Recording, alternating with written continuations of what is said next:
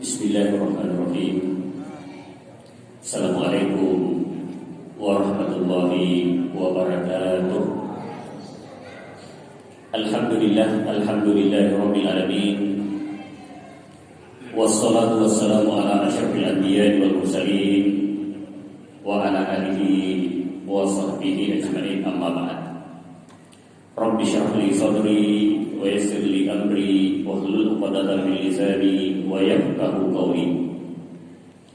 Jamaah maghrib yang dirahmati Allah Subhanahu wa taala. Pertama-tama dan paling utama, mari kita selalu senantiasa kita panjatkan puji syukur kita kepada Allah Subhanahu wa taala, yang mana Allah Subhanahu wa taala memberikan kepada kita hidayah, inayah, hidayah serta kesehatan dan umur panjang, sehingga rezeki itu kita nikmati, sehingga wajiblah kita mengucapkan kalimat Alhamdulillahirabbil alamin. Salam dan taslim kita peruntukkan kepada junjungan Nabi besar Muhammad Rasulullah sallallahu alaihi wasallam. Nabi yang menjadi suri tauladan, Nabi yang menjadi contoh, Nabi yang menjadi panutan, Nabi yang membawa umat muslim, Nabi yang membawa manusia dari alam kegelapan menuju ke alam yang terang benderang, sehingga kita bisa merasakan seperti apa yang kita rasakan sekarang. Jamaah yang dimuliakan oleh Allah Subhanahu wa taala, tentang hukum telah kita membahas beberapa aspek. Ada sebab, ada syarat, ada al-mani, dan ada rukhsah. Sekarang kita akan melihat apa yang dimaksud dengan as-sihhatu wal butlan. Sahnya satu perkara dan batalnya satu perkara. Apakah kalimat butlan setara dengan yang disebut dengan fasid atau fasad atau rusak? Nah, jemaah yang dimuliakan oleh Allah Subhanahu wa taala, bahwa ma talabahu syari'u minal mukallafina min af'alin wa ma syara'ahu lahum min asbabin wa syurutin idza basharaha al-mukallaf qad yahkumu asy-syari'u bi sihhatiha wa qad yahkumu bi adami sihhatiha.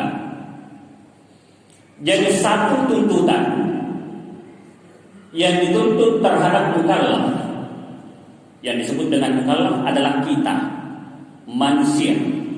Yang mana manusia ini ketika dia sudah balik akil, dalam keadaan waras, tidak gila, maka ini yang disebut dengan mukallafin. Artinya orang yang terbebani, punya tanggung jawab dari Allah Subhanahu wa taala, yang dituntut baik itu perintah ataupun itu larangan. Oleh itu tadi saya katakan bahwa kita ini adalah mukallaf, orang yang dibebani satu tuntutan, baik itu tuntutan perintah ataupun tuntutan larangan. Kenapa? Karena kita termasuk orang-orang yang pertama sudah dalam keadaan balik. Sudah dalam keadaan balik. Karena kan yang disebut dengan mukallaf, anak-anak hatta yablugha, anak-anak sampai ia balik. Yang kedua, kita termasuk mukallaf. Yang kedua karena kita dalam keadaan sadar, tidak dalam keadaan gila. Jadi berarti kalau gila tidak dituntut untuk melakukan satu perintah atau larangan, tidak dituntut. Kenapa? Karena dia tidak dalam keadaan mukallaf.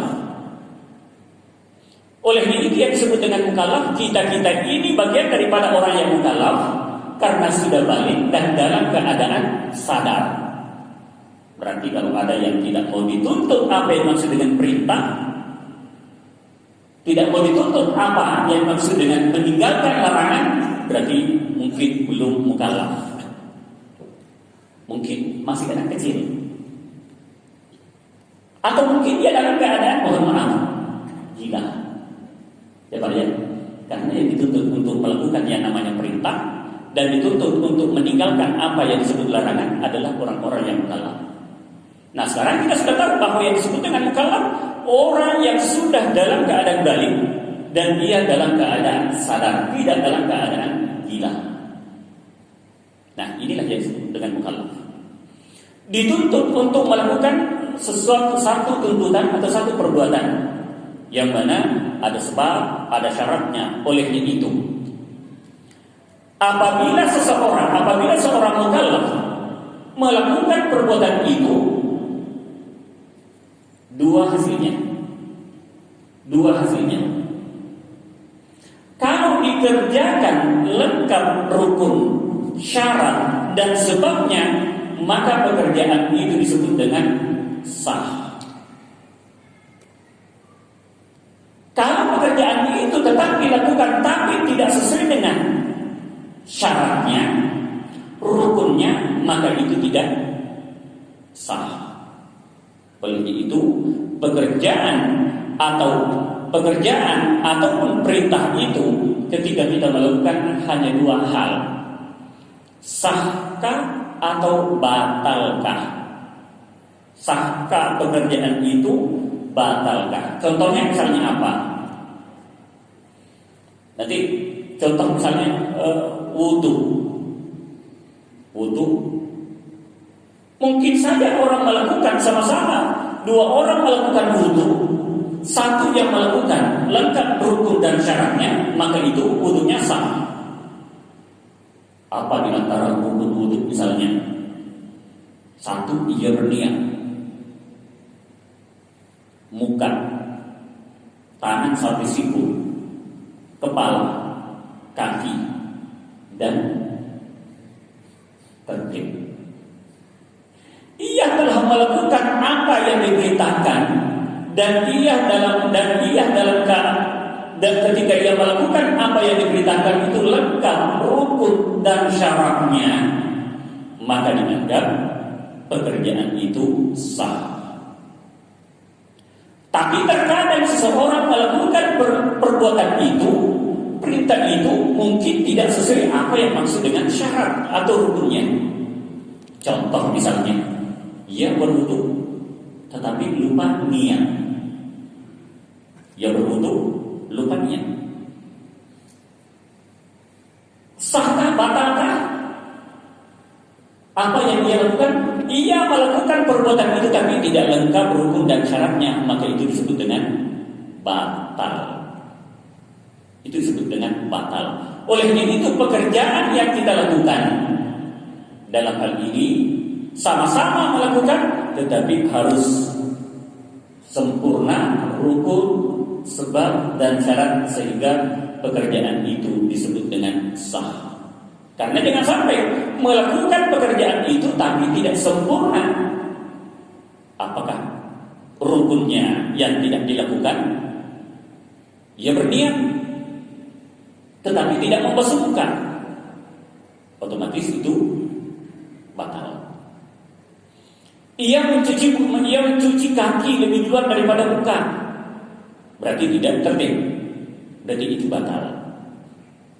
Oleh itu setiap pekerjaan yang kita lakukan hasilnya dua, yang sah, yang batal.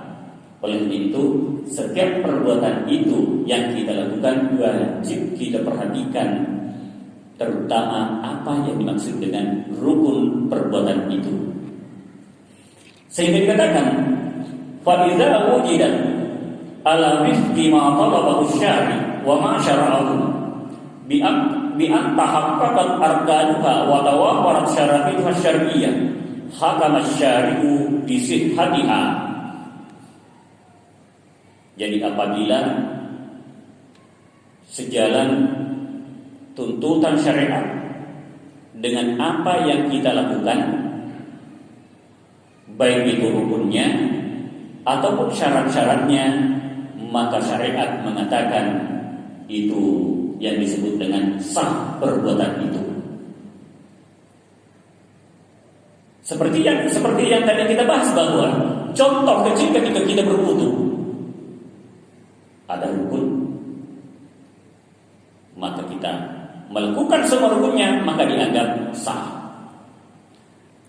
Wa illam tujad ala wifqi ma talabahu syari' wa ma syar'ahu bi an ikhtalla ruknun min arkaniha aw am syartun min syurutiha hakama syari'u bi adami sihhatiha. Apabila ada yang tidak sesuai tuntutan syariat, contoh dari kalau kita tahu bahwa di antara rukun wudu itu ada 6. Niat, membasuh muka, tangan sampai siku, kepala sebagian, kaki sampai mata kaki, dan tertib. Apabila tuntutan syariat menuntut untuk melakukan 6 perkara ini dan kita lakukan, maka wudu itu dianggap sah. Tetapi apabila salah satunya di antara rukun itu yang tertinggal, nggak usah mandi, nggak usah misalnya basuh kepala, maka itu adalah disebut dengan hakam syari'u bi adami sihhatiha. Maka syariat menetapkan bahwa wudu itu tidak sah. Wa ma'na sihhatuha syar'an. Jadi hakikat sah menurut secara syariat tarattab athar syar'iyyah 'alaiha fa in kana alladhi basharahu al-mukallaf fi'lan wajiban 'alaihi kas-salati was-siyami waz-zakati wal-hajji wa da'ul mukallaf mustaqbil arkanuhu wa syurutuhu saqata anhu al-wajib wa bara'at dhimmatuhu minhu wa lam yastahiqu zirah fid dunya wa istahabba al-mathubatu fil akhirah. Jadi yang dimaksud dengan sahnya satu perbuatan, ada hasil dari perbuatan itu secara syariat. Ada hasil dari perbuatan itu secara syariat. Maka apabila yang dilakukan itu adalah bagian daripada kewajiban, contoh kewajiban yang kita lakukan salat, ataupun kewajiban puasa, ataupun kewajiban zakat, ataupun kewajiban haji. Apabila seseorang melakukan rukun dan lengkap syarat tuntutan daripada syariat, maka gugurlah kewajiban itu. Saqata anhul wajib. Wa barang zimmatuhu, maka ia terlepas dari apa yang disebut dengan dosa. Walam yastahiqu ta'ziran di dunia, maka tidak boleh kita mencelah orang itu karena telah menggugurkan kewajibannya. Wa yastahiqu lahul masubatu fil akhirah, maka baginya berhak untuk mendapatkan pahala di akhirat kelak insyaallah. Jadi kita bisa memahami bahwa apa yang disebut dengan sahnya perbuatan itu ketika kita dituntut untuk melakukan satu kewajiban, sholatkah, puasakah, zakatkah, hajikah, apabila telah dilakukan lengkap rukun dan syaratnya, maka saqata anhul wajib, maka gugurlah kewajiban itu karena telah melaksanakan kewajiban itu dan tidak pantas dan dia tidak pantas untuk dicelah karena telah melakukan kewajiban itu, dan baginya al-mathubatu fil akhirah, baginya thawab atau pahala di akhirat di sisi Allah Subhanahu wa taala. Lalu ada sebab syar'iyyah. Lalu ada sebab-sebab syar'i dihalalkannya sesuatu. Jadi ini tidak masuk dalam kategori kewajiban. Seperti apa yang kita sebutkan tadi, sering saya katakan bahwa salat, puasa, zakat, haji ini adalah kewajiban yang masuk dalam konsep ibadah. Tetapi ada yang disebut dengan sebab syar'iyyah, halalnya sesuatu dan berhaknya kita memiliki itu karena lengkap rukun dan syaratnya. Contoh, Wa in kana alladhi basyarahu mukallaf sababan syar'iyyan, apabila seorang mukallaf melakukan satu sebab syar'iyyah, kazzawaji. Kita sebut tadi bahwa yang disebut dengan pernikahan. Pernikahan merupakan satu sebab halalnya antara seorang laki-laki dan seorang perempuan. Betul Pak ya? Jadi agama sudah mengatur bahwa untuk menghalalkan antara seorang laki-laki dan seorang perempuan, maka ia wajib melakukan yang namanya pernikahan. Betul Pak? Tetapi pernikahan ini juga punya aturan. Apa aturannya? Harus ada rukun dan syaratnya. Tidak boleh, ayo kita menikah supaya halal antara saya dengan kamu. Pernikahan merupakan salah satu sebab syariat sehingga halalnya halalnya antara seorang laki-laki dan seorang perempuan. Tapi ingat, ada disebut rukun dan syarat daripada pernikahan itu. Apa rukun dan pernikahan itu? Terjadinya akad antara laki-laki dan perempuan. Terjadinya akad laki-laki dan perempuan. Yang kedua, adanya sigat ijab kabul. Adanya sigat ijab dan kabul. Saya menikahkan anak perempuan saya bernama ini, binti ini, dengan mahar seperangkat alat sholat atau seperangkat sekian gram emas. Saya terima nikahnya anak perempuan ini dan ini. Itu yang kedua. Ketiga, ada izin daripada wali. Keempat, ada saksi. Yang kelima, ada mahar. Apabila ini sempurna menjadi rukun daripada pernikahan itu, maka pernikahannya merupakan salah satu sebab sehingga dihalalkannya antara seorang laki-laki dan seorang perempuan untuk berhubungan suami istri. Tetapi tadi ada kita baca ini rukun min arkaniha, apabila salah satu rukun tidak tercapai, maka bermaaf, tidak, pernikahannya tidak disebut dengan sah, tidak masuk kategori sah, berarti pernikahannya dianggap batal. Kalau itu batal, berarti tidak boleh melakukan hubungan pernikahan karena belum tercapai apa yang disebut dengan sebab syar'iyyah sehingga itu dihalalkan. Lalu yang kedua misalnya wat-talaqi, talak. Sebab syar'iyyah salah satu sebab sehingga putusnya hubungan antara suami dan istri. Tadi saya di kampus diamanahkan untuk menyampaikan tentang hukum perdata. Saya sampaikan begini. Ketika kita berbicara tentang talak, betul dalam Islam ada yang disebut dengan talak, bahwa talak itu di tangan laki-laki. Talak itu di tangan laki-laki. Artinya apa?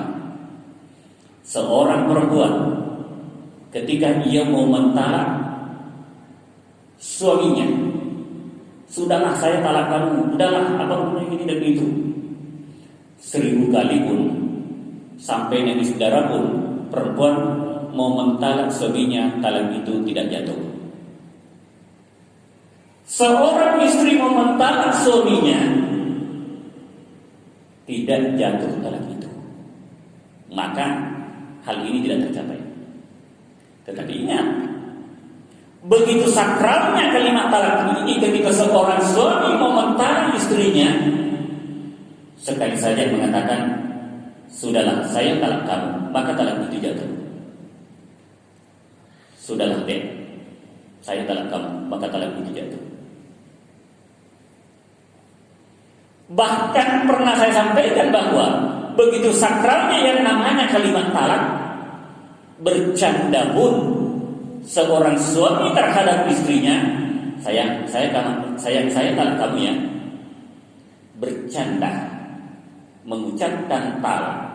Tapi seorang suami mengucapkan kalimat itu, maka talak itu jatuh.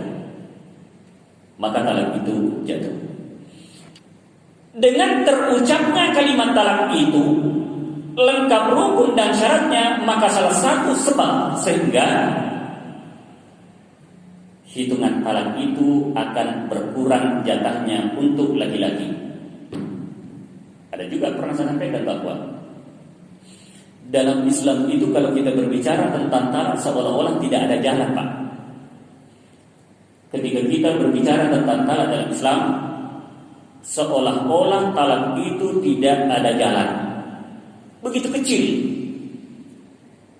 kecil jalan yang diberikan dalam dari agama yang namanya talak. Kenapa? Kita sama ketahui bahwa pada diri perempuan terdapat dua keadaan. Perempuan itu kalau ia tidak haid, maka ia suci. Kalau perempuan itu tidak suci, berarti dia haid. Silahkan Bapak, Ibu tanya nanti Ibu di rumah, yang dialami perempuan itu hanya dua. Kalau ia tidak haid, ia suci. Kalau ia tidak suci, berarti ia haid. Betul Pak ya? Silahkan tanya ibu-ibunya nanti.